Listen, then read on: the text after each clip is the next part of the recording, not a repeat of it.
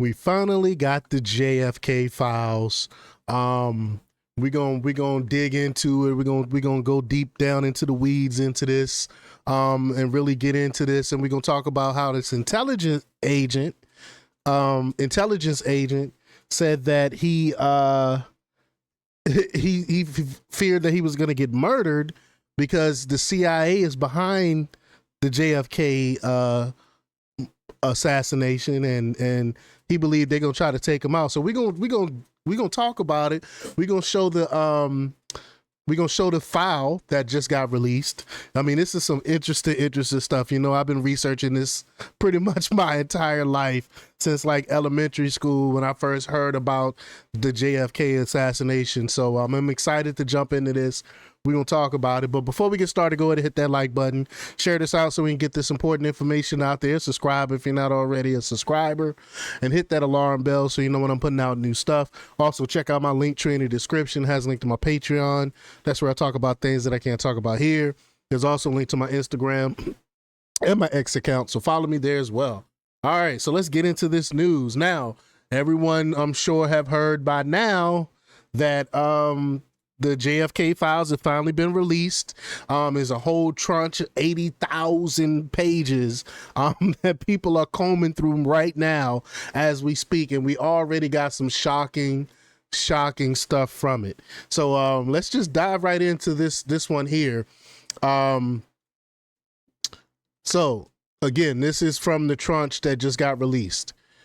The subject says Ramparts, John Garrett Underhill Jr., Samuel George Cummings, and Interamco, whatever that means, Interamco. It says one. Ramparts of June, 1967, volume 5, number 12, pages 28 through 29, contains the following passages about subjects. The day after the assassination, this is right after JFK was shot, Gary Underhill left Washington in a hurry. Late in the evening, he showed up at the home of his friends in New Jersey. He was very agitated. A small clique within the CIA was responsible for the assassination, he confided, and he was afraid for his life and probably would have to leave the country. Now, this is right after it happened. He's an intelligence agent saying this to his friends. Less than 6 months later, Underhill was found shot to death in his Washington apartment. So he should have left when he had a chance. The coroner ruled it, of course, a suicide. It goes on to say J. Garrett Underhill had been an intelligence agent during World War II and was a recognized authority on limited warfare and small arms. A researcher and writer on military affairs, he was on a first name basis with many of the top brass in the Pentagon. He was also in intimate terms with a number of high-ranking CIA officials. He was one of the agency's unpeople who performed special assignments.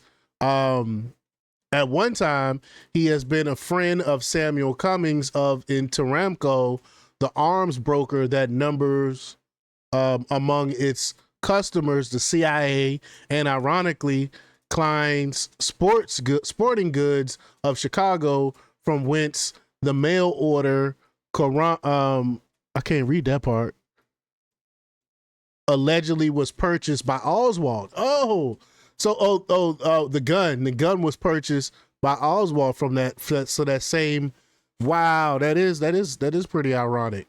It goes on to say the friends whom Underhill visited say he was sober but badly shook.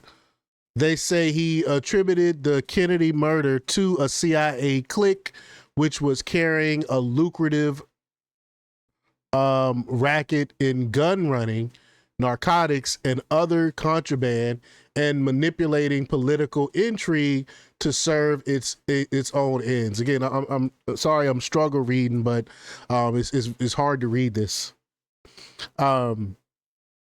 It goes on to say Kennedy supposedly got wind that something was going on and was killed before he could blow the whistle on it. Although the friends had always known Underhill to be perfectly rational and objective, they at first didn't take his account seriously. They said, quote, I think the main reason was, explains the husband, that we couldn't believe that the CIA would contain a corrupt element every bit as ruthless and more efficient as the mafia. See, back then people had people believed their government was good back then, so they could get away with something like this, and the people wouldn't of course believe any conspiracy theories like this. It goes on to say the verdict of suicide in Underhill's death is by no means convincing. His body was found by a writing collaborator, Ashley Brines of the New Republic.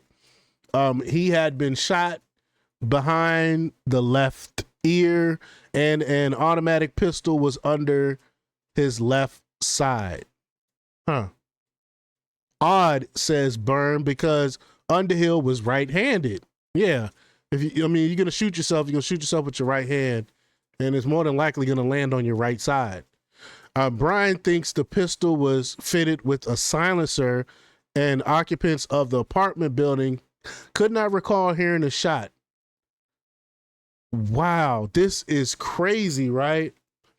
So let me play this. Well, look before I play this video clip here, because this is interesting as well. Let's talk a little bit about who this gentleman is.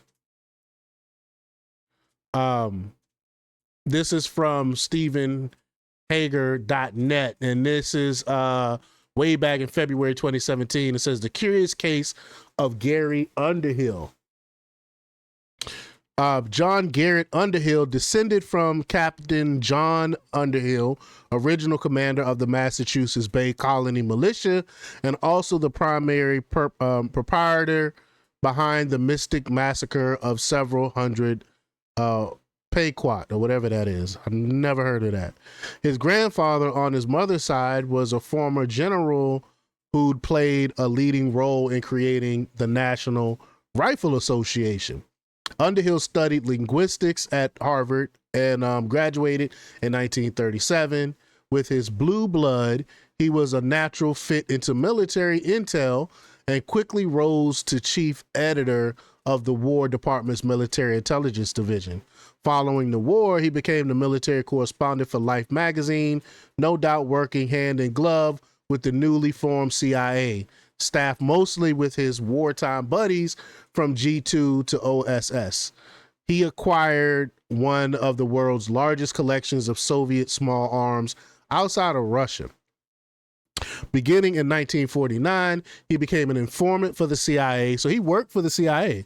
2 years later, he co-wrote a 6,500-word essay, The Tragedy of the U.S. Army, for Look magazine, published February 13, 1951. According to Harvard Alumni Bulletin, he was, quote, recalled to brown suit service after finishing a 6,500-word article.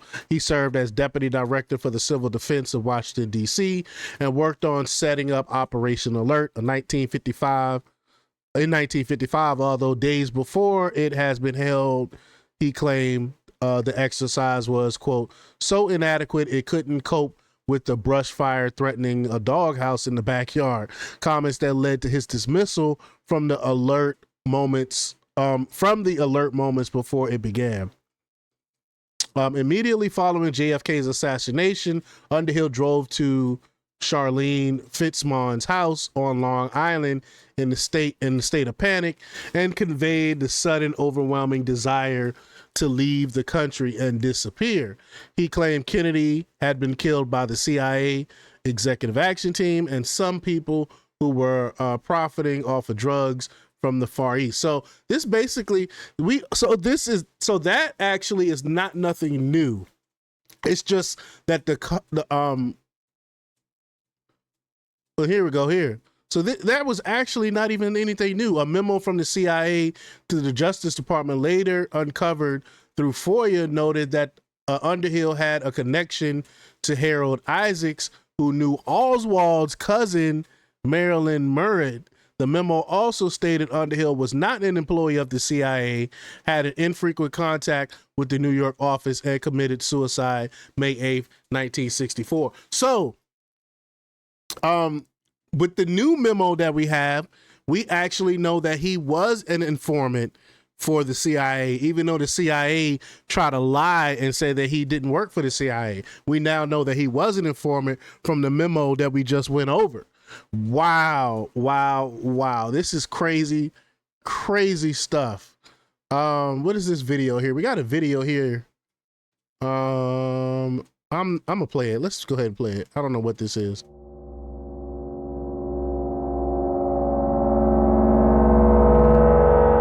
Let's fast forward a little bit. She mostly covered show business, but loved investigating deep politics and organized crime as well.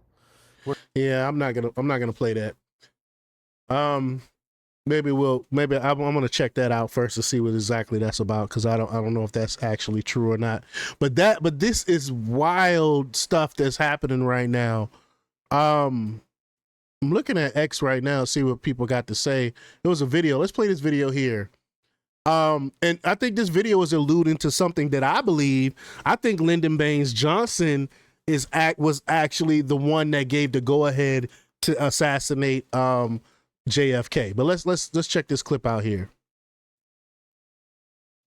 Sure, good to see you. How's life treating you today? Well, Saul, it's been a pretty touch and go situation. Lyndon and I have had quite a few unpleasant words here lately over the deal that he hired Mike Wallace to assassinate the president. It's been hectic in every way, but we've lived through it this far. I guess. See, this was the guy's talking. This was Lyndon Baines Johnson, like right hand man. This was his fixer that's saying this, and also LBJ had a mistress, and she wrote a book actually talking about how she believes that LBJ was behind JFK's assassination as well. So a lot of parties is pointing towards LBJ giving the CIA to go ahead to take out JFK. That's a lot of acronyms. Hopefully y'all get that. We'll continue to do so. Lyndon should have never issued that order to Mike. But we've had our differences, and I'm true blue to Lyndon, as I've always been, and tried to carry out every order that he'd ever given me.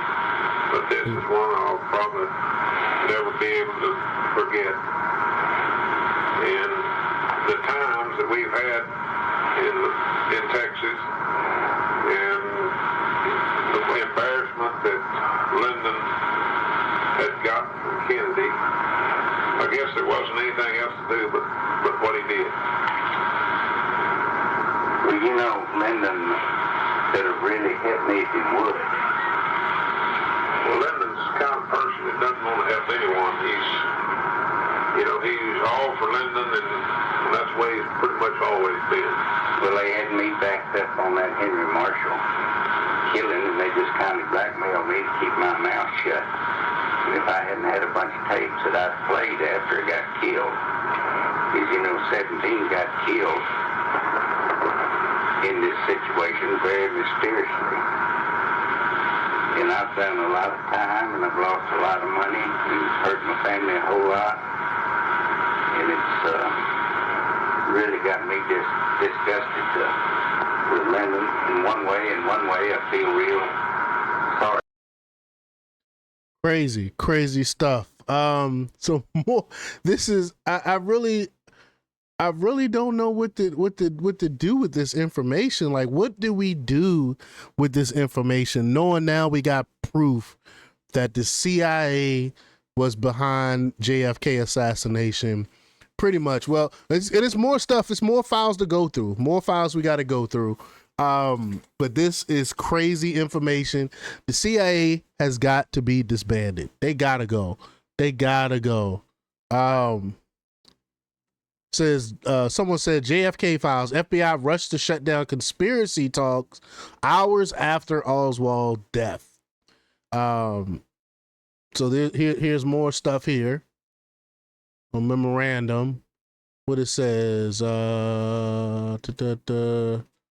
Embrace a discussion of technique in CIA.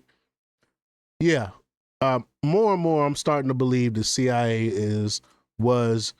I mean, that validates everything. That validates everything. I've been saying for years the CIA was behind it.